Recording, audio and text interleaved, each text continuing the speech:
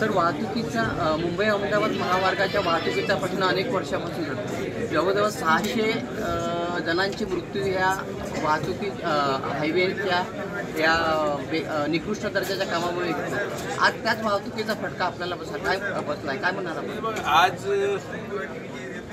जी परिस्थिती उद्भवलेली आहे ती मिसमॅनेजमेंटचा प्रकार, म्हणून हायवे अथॉरिटी कंट्रोल करणारी जी पोलीस यंत्रणा आहे त्यांच्याशी मी सुसंवाद केला। त्यांचं म्हणणं काय, ज्या गोष्टी ज्या चुकीच्या त्या आम्ही दुरुस्त करतो।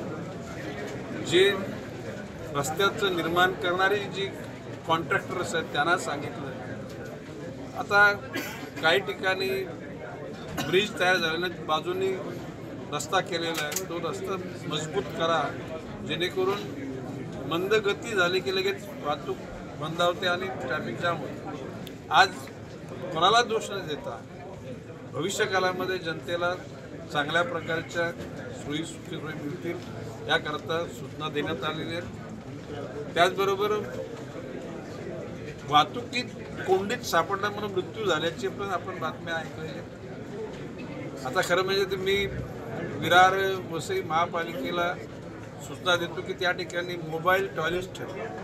जर का त्या ठिकाणी खरोखरच असं पुन्हा जर घटना घडली तर वयोवृद्ध लोक किंवा महिला वर्ग त्यांची ती अडचण होणार नाही याच्याकरता सूचना देण्यात